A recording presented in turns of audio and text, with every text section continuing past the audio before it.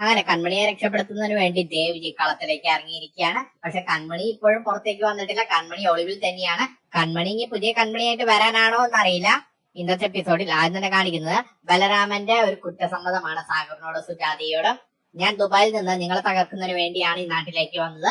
ഞാൻ ആദ്യം ചെയ്തത് കൺമണിയുടെ ചേട്ടൻ മനോജിനെ എന്റെ കമ്പനിയുടെ സിഇഒ ആക്കി മാറ്റി.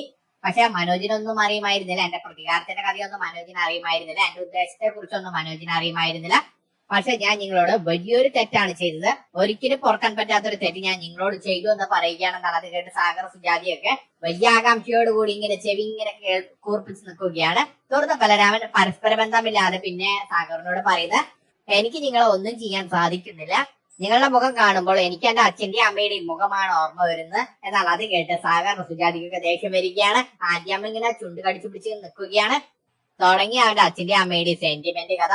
തുടർന്ന് ബലരാമൻ വീണ്ടും സാഗറിനോട് സുജാതിയോടും കൺമണി ഒരു തെറ്റും ചെയ്തിട്ടില്ല, കൺമണിക്ക് ഇതിൽ യാതൊരു പങ്കുമില്ല എന്ന് പറയുകയാണ്. എല്ലാ തെറ്റും ചെയ്തത് ഞാൻ തന്നെയാണ്, അല്ലാതെ കൺമണി ഇതിൽ യാതൊരു തെറ്റും ചെയ്തിട്ടില്ല എന്ന് പറയുകയാണ്. എന്നാൽ അത് കേട്ട് ആന്റിയമ്മയ്ക്ക് ദേഷ്യം വരികയാണ്. തുടർന്ന് ആന്റിയമ്മ പിന്നെ സാഗറിനോട് സുജാതിയോട്, കേട്ടില്ലേ അവൻ പറഞ്ഞത് കേട്ടില്ലേ, അവൾ ഇവനെ ഇറക്കി വിട്ടിരിക്കുകയാണ്. അവളെ ന്യായീകരിക്കുന്നതിന് വേണ്ടി കൺമണിയെ രക്ഷപ്പെടുത്തുന്നതിന് വേണ്ടി ബലരാമനെ ഇറക്കി വിട്ടു എന്നാണ് ആന്റിയമ്മ പറയുന്നത്. എന്നാൽ അത് കേട്ട് സാഗറും സുജാതിയും അതൊക്കെ വിശ്വസിച്ച് ബലരാമനോട് ദേഷ്യപ്പെടുകയാണ്. നീ ഇപ്പോൾ തന്നെ ഈ വീട്ടിൽ നിന്ന് ഇറങ്ങി പോകണമെന്ന് പറഞ്ഞുകൊണ്ട് ബലരാമന്റെ ഷർട്ടിന് കുത്തിപ്പിടിച്ച് ബലരാമനോട് കടക്ക് പുറത്ത് എന്ന് പറഞ്ഞുകൊണ്ട് ബലരാമനെ ആ വീട്ടിൽ നിന്ന് പുറത്താക്കുകയാണ്. അങ്ങനെ കൺമണി എന്ന ചാരനെ രക്ഷിക്കുന്നതിന് വേണ്ടി ബോസായ ബലരാമൻ എല്ലാ കുറ്റങ്ങളും ഏറ്റെടുത്തു എന്ന് പറഞ്ഞുകൊണ്ടാണ് സാഗർ സുജാതിയും കിടന്നു തൊള്ളുന്നത്.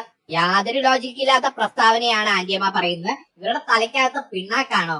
തുടർന്ന് കാണിക്കുന്നത് കൺമണിയുടെ 3 അമ്മായിമാരാണ് കൺമണിയെ അലിയിൽ നിന്ന് പുറത്താക്കിയ കാര്യം അമ്മായിമാർ അറിഞ്ഞിരിക്കുകയാണ്. തുടർന്ന് അമ്മായിമാർ അതിനെ കുറിച്ചാണ് സംസാരിക്കുന്നത്. കേട്ടതൊക്കെ ശരി തന്നെയാണ്. കൺമണിയെ നമ്മുടെ കമ്പനി പുറത്താക്കിയിരിക്കുകയാണ്. നമ്മുടെ കമ്പനിയെ ചതിച്ചു എന്ന കുറ്റത്തിനാണ് കൺമണിയെ പുറത്താക്കിയിരിക്കുന്നത്. ഇനി നമ്മുടെ കമ്പനിയിലേക്ക് കൺമണിയെ തിരിച്ചെടുക്കില്ല എന്നാണ് അവർ പറയുന്നത്.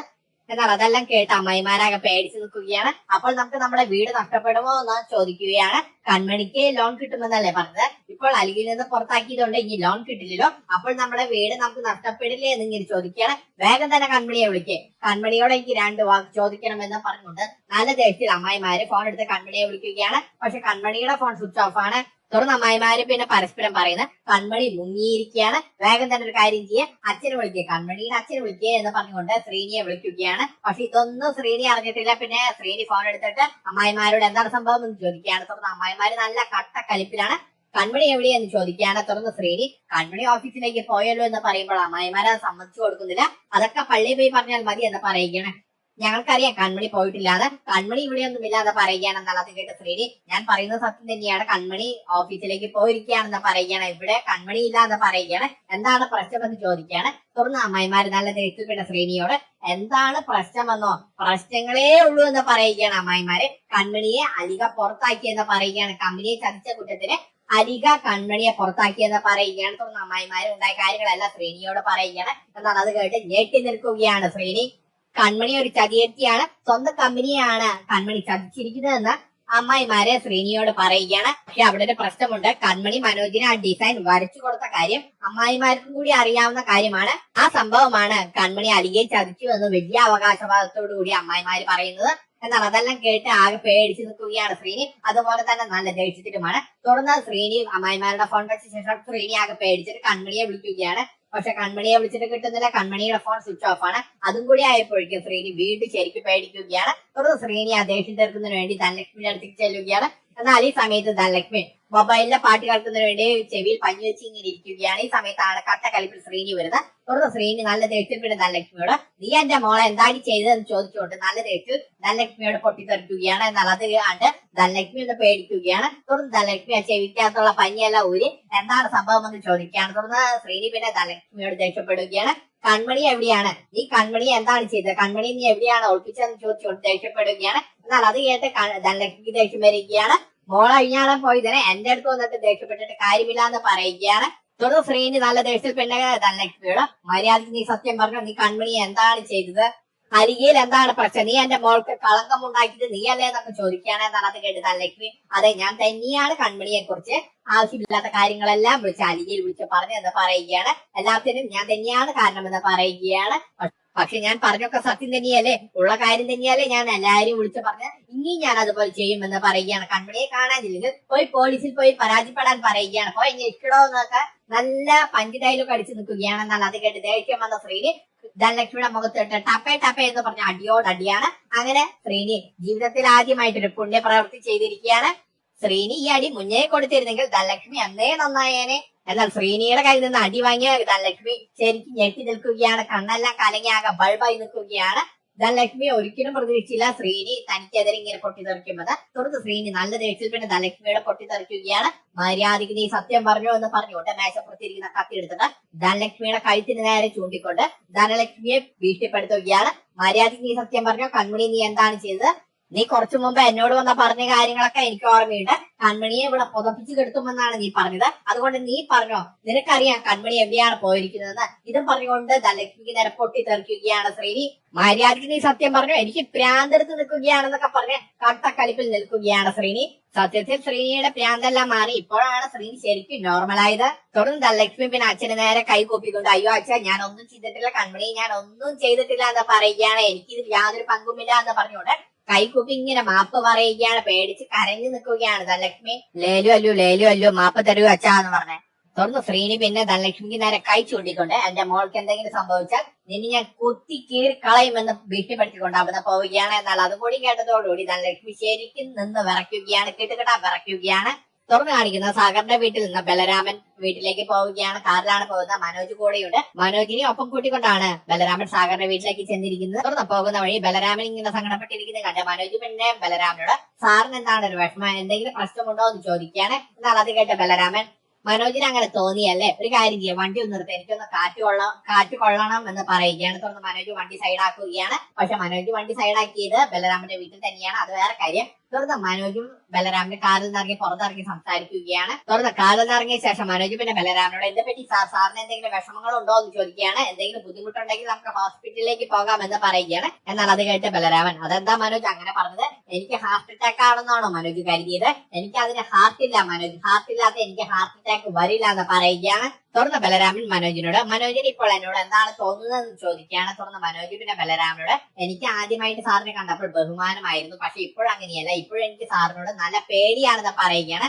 സാറിന്റെ പേര് കേൾക്കുമ്പോൾ തന്നെ എനിക്ക് മുട്ടിടിക്കുമെന്ന് പറയുകയാണ്.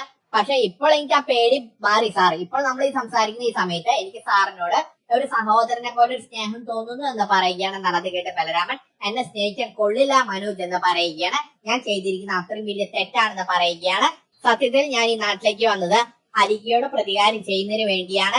ഞാൻ എന്റെ പ്രതികാരം നിറവേറ്റുന്നതിന് വേണ്ടി മനോജിനെ എല്ലാം ഇരയാക്കി എന്ന് പറയുകയാണ്. മനോജിനെ മാത്രമല്ല കൺമണിയും. മനോജിനെ ഞാൻ എന്റെ കമ്പനിയിൽ ജോലിക്ക് വെച്ചത് തന്നെ അലികയോട് പ്രതികാരം ചെയ്യുന്നതിന് വേണ്ടിയാണെന്ന് പറയുകയാണ്. മനോജിനെ എന്റെ കമ്പനിയിൽ സ്വന്തമാക്കി മനോജിലൂടെ കൺമണി, അലികയിലുള്ള കൺമണിയെ എന്റെ കമ്പനിയിൽ എത്തിക്കുക, അങ്ങനെ അലികയെ തകർക്കുക, അതായിരുന്നു എന്റെ ലക്ഷ്യം എന്ന് പറയുകയാണ്. എന്നാൽ അത് കേട്ട് ഞെട്ടി നിൽക്കുകയാണ് മനോജ്.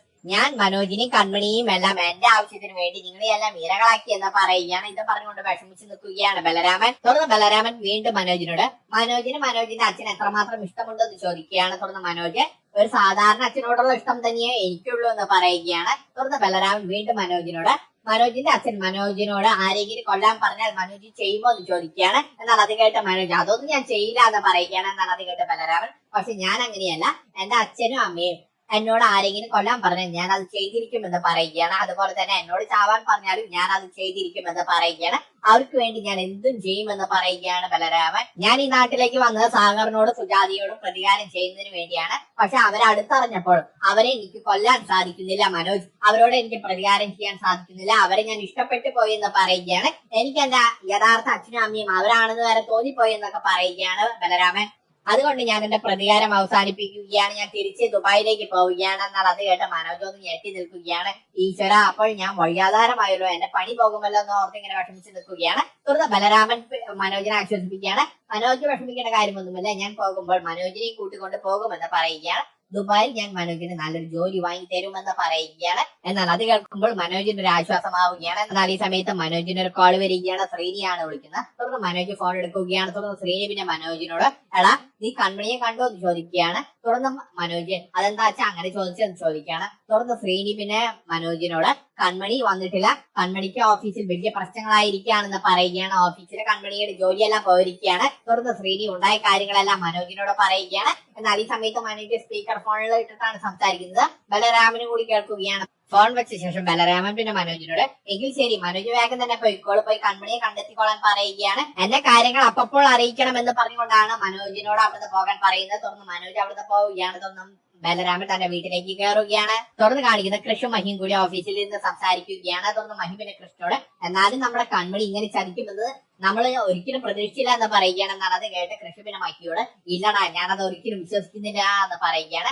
കൺമണിക്ക് ഒരിക്കലും നമ്മളെ ചതിക്കാൻ സാധിക്കില്ല എന്ന് പറയുകയാണ്. നമ്മളെ നല്ല ഒരാളെയും കൺമണി ചതിക്കില്ല എന്ന് പറയുകയാണ്. ഇതിന്റെ പിന്നിൽ മറ്റെന്തോ ഗൂഢാലോചനയുണ്ടെന്ന് പറയുകയാണ്. എന്നാൽ ഈ സമയത്ത് കൃഷ്ണന് ഒരു കോള് വരികയാണ്. എന്നാൽ ആ കോള് കാണുമ്പോൾ തന്നെ കൃഷ്ണന് നല്ല ദേഷ്യം വരികയാണ്. വിളിച്ചിരിക്കുന്ന മറ്റാരുമല്ല മാനസയാണ്. തുടർന്ന് മാനസ പിന്നെ കൃഷ്ണനോട് ഞാൻ കേട്ടത് സത്യമാണോ എന്ന് ചോദിക്കുകയാണ്. എന്നാൽ അത് കേൾക്കുമ്പോൾ കൃഷ്ണന് ദേഷ്യം വരികയാണ്. നീ കേട്ടത് എന്താണെന്ന് അറിയില്ല. കൺമണിയെ അലിയിൽ നിന്ന് പുറത്താക്കിയ കാര്യമാണെങ്കിൽ എനിക്കിപ്പോൾ അതിനെ കുറിച്ച് സംസാരിക്കാൻ താല്പര്യമില്ല എന്ന് പറയുകയാണ്. തുടർന്ന് മാനസ അയ്യോ കൃഷ്ണ ഫോൺ വെക്കല്ലേ ഞാൻ വേറൊരു കാര്യം പറയാനാണ്. എന്നാലും ഞാനും ഷോക്കായി നിൽക്കുകയാണ് കൺമണിയുടെ കാര്യം പറഞ്ഞിട്ട്. എന്തായാലും കൺമണിയെ ഇപ്പോൾ പുറത്താക്കിയല്ലോ. ഇനി നമ്മുടെ കമ്പനിക്ക് അലിയിലേക്ക് ഒരു ചീഫ് ഡിസൈനർ ആയിട്ട് ഒരാൾ വേണമല്ലോ. നമുക്കൊരു കാര്യം ചെയ്യാൻ നല്ല എക്സ്പീരിയൻസ് ഉള്ള വിദ്യയെ തിരിച്ചെടുക്കാമെന്ന് പറയുകയാണ്. എന്നാൽ അത് കേൾക്കുമ്പോൾ തന്നെ കൃഷ്ണന് വീണ്ടും ദേഷ്യം വരികയാണ്. തുടർന്ന് ഒന്നും പറയാതെ കൃഷ്ണൻ നല്ല ദേഷ്യത്തിൽ ആ ഫോൺ വെക്കുകയാണ്. എന്നാൽ ആ കൃഷ്ണന്റെ മറുപടി കേട്ട് മാനസാകെ ഞെട്ടി നിൽക്കുകയാണ്. തുടർന്ന് മഹിയോട് പിന്നെ കൃഷ്ണ കൺമണി എവിടെയാണെന്ന് കണ്ടെത്തിയോ എന്ന് ചോദിക്കുകയാണ്. കൺമണി എങ്ങോട്ടാണ് പോയിരിക്കുന്നതെന്ന് വല്ല സൂചന ലഭിച്ചോ എന്ന് ചോദിക്കുകയാണ്. തുടർന്ന് മഹി അതൊന്നും അറിയില്ല, കൺമണിയുടെ ഫോൺ സ്വിച്ച് ഓഫ് ആണെന്ന് പറയുകയാണ്. ഞാൻ അമ്മായിമാരോട് ചോദിച്ചു കൺമണിയെ കുറിച്ച്, പക്ഷെ അമ്മായിമാർക്കും അറിയില്ല എന്നാണ് പറഞ്ഞത്. ഓഫീസിലേക്ക് പുറപ്പെട്ടിട്ടുണ്ടെന്ന് മാത്രമാണ് അമ്മായിമാർക്ക് അറിയാവുന്നത്. അവിടെ വിദ്യയുടെ ഗ്യാങ് ഒന്ന് 10 ആക്കിയിട്ട് ഇത് ആഘോഷിച്ചുകൊണ്ടിരിക്കുകയാണെന്ന് പറയുകയാണ്. തുടർന്ന് കൃഷി വീണ്ടും മഹിയോട് കൺമണിക്ക് എന്തോ സംഭവിച്ചിട്ടുണ്ട്. കൺമണിയുടെ ചേച്ചി ധനലക്ഷ്മിയാണ് എന്നെ ഈ കാര്യം വിളിച്ചറിയിച്ചത്. ആ സമയത്ത് തന്നെ എന്റെ അച്ഛനോട് വിദ്യ പറഞ്ഞു. വിദ്യയും കൺമണിയുടെ ചേച്ചിയും ഒരേ സമയത്ത് തന്നെയാണ് ഈ കാര്യം വിളിച്ചറിയിച്ചത്. അവർക്ക് തമ്മിൽ ബന്ധമൊന്നും ഉണ്ടാകാൻ സാധ്യതയില്ല. പക്ഷെ ഇതിൽ എന്തൊരു ഗൂഢാലോചന ഒളിച്ചു കിടക്കുന്നുണ്ടെന്ന് പറയുകയാണ്. അതെന്തായാലും കണ്ടെത്തണം. അതിനെനിക്ക് ആദ്യം കൺമണിയെ നേരിട്ട് കണ്ട് സംസാരിക്കണം. എത്രയും പെട്ടെന്ന് തന്നെ കൺമണിയെ കണ്ടെത്തണമെന്ന് പറയുകയാണ്. തുടർന്ന് കൃഷി പിന്നെ മഹിയോട് ദേവ്ജിയെ കുറിച്ച് ചോദിക്കുകയാണ്. ദേവ്ജി കാര്യം അറിഞ്ഞില്ലെന്ന് ചോദിക്കുകയാണ്. എന്നാൽ അത് കേട്ട മഹി ദേവ്ജി കാര്യം അറിഞ്ഞിട്ടുണ്ട്, ദേവ്ജി ഓഫീസിലേക്ക് വന്നുകൊണ്ടിരിക്കുകയാണ്. അങ്ങനെ നാളത്തെ എപ്പിസോഡിൽ കൺമണിക്ക് വേണ്ടി സംസാരിക്കാൻ ദേവ്ജി ഇറങ്ങുകയാണ്. തുടർന്ന് കാണിക്കുന്ന ലാലിയാണ്. ലാലിയെ സുമിത്ര ഫോണിൽ വിളിക്കുകയാണ്. സുമിത്ര അടിച്ചു വീട്ടിയ സുമിത്രയുടെ മകൾ ഭാഗ്യശ്രീ ഇപ്പോൾ ലാലിയുടെ കസ്റ്റഡിയിലാണ്. ലാലി ഇപ്പോൾ ഒളിവിലാണ്. തുടർന്ന് സുമിത്ര പിന്നെ ലാലിയോട് ഭാഗ്യശ്രീക്ക് ബോധം തെളിഞ്ഞോ എന്ന് ചോദിക്കുമ്പോൾ ലാലി ഇല്ല, ബോധം തെളിഞ്ഞിട്ടില്ല, ഞാൻ മുറിയിലെല്ലാം ഡ്രസ് ചെയ്തിട്ടുണ്ടെന്ന് പറയുകയാണ്. തുടർന്ന് സുമിത്ര പിന്നെ ലാലിയോട് പറയുന്നത് ഇനി ഞാൻ പറയുന്നവരെ നിങ്ങൾ അവിടെ ഒളിച്ചു താമസിച്ചാൽ മതി എന്ന് പറയുകയാണ്. നീ നിന്റെ ഫോൺ സ്വിച്ച് ഓഫ് ചെയ്ത് ഞാൻ തന്ന ആ സിം മാത്രം ഉപയോഗിച്ചാൽ മതി എന്ന് പറയുകയാണ്. തുടർന്ന് ലാലി പിന്നെ സുമിത്രയോട് എന്നാലും ഇത് ഇത്തിരി കടുപ്പമായില്ലേ എന്ന് ചോദിക്കുകയാണ്. സ്വന്തം മോളെയാണ് സുമിത്ര അടിച്ചു വീഴ്ത്തിയത്, അതിന്റെ ആവശ്യമുണ്ടായിരുന്നു എന്ന് ചോദിക്കുമ്പോൾ എന്നാൽ അത് കേട്ട് സുമിത്ര നല്ല ഗൗരവക്ക് സ്വന്തം മോളായതുകൊണ്ടാണ് ഞാൻ ഇതൊക്കെ ചെയ്തത്, എനിക്കെതിരെ നിൽക്കുന്നത് സ്വന്തം മോളായാലും ശരി ഞാൻ കൊന്നുകളയുമെന്ന് പറയുകയാണ്. തൽക്കാലം ഭാഗ്യശ്രീ നിന്റെ കസ്റ്റഡിയിൽ തന്നെ ഇരുന്നോട്ടെ, ഈ കാര്യം ഇനി മറ്റാരും അറിയരുത് എന്ന് പറഞ്ഞുകൊണ്ട് ഫോൺ വെക്കുകയാണ് സുമിത്ര.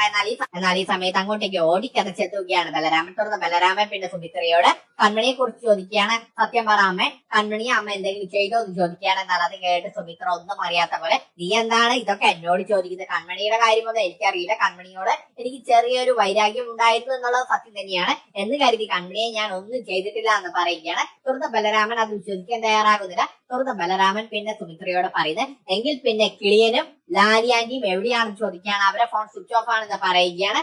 അവരെന്തിനാണ് അമ്മ ഒളിപ്പിച്ചതെന്ന് ചോദിക്കുകയാണ്. എന്നാൽ അത് കേട്ട് സുമിത്രയ്ക്ക് ദേഷ്യം വരികയാണ്. നീ എന്നെ ചോദ്യം ചെയ്യാറായോ എന്ന് ചോദിച്ചോണ്ട് സുമിത്ര പിന്നെ ബലരാമന് നേരെ പൊട്ടിത്തെറിക്കുകയാണ്. തുടർന്ന് സുമിത്ര പിന്നെ പ്ലേറ്റ് മറിക്കുകയാണ്. എനിക്ക് നിന്റെ ഒരു വിശ്വാസം ഉണ്ടായിരുന്നു, പക്ഷെ കാര്യത്തോട് അടുത്തപ്പോൾ നീയും അവസാനം കാര്യം മാറി എന്ന് പറയുകയാണ്. ഓ എന്റെ മുന്നിൽ എനിക്ക് നിന്നോട് സംസാരിക്കേണ്ട എന്ന് പറഞ്ഞുകൊണ്ട് ബലരാമന്റെ ചോദ്യങ്ങളിൽ നിന്ന് രക്ഷപ്പെടാൻ സുമിത്ര സൈക്കിൾ ഓടിച്ച് മറുപടി കൊടുക്കുകയാണ്. എന്നാൽ അമ്മയുടെ കുറ്റപ്പെടുത്തലുകളെല്ലാം കേട്ട് ബലരാമൻ പിന്നെ ലാലിയുടെയും അതുപോലെ തന്നെ കൺമണിയുടെ കാര്യം മറന്നു പോവുകയാണ്. ബലരാമൻ ആകെ സങ്കടപ്പെട്ട് നിൽക്കുകയാണ്. ഇതും കാണിച്ചുകൊണ്ടാണ് ഇന്നത്തെ എപ്പിസോഡ് തീരുന്നത്.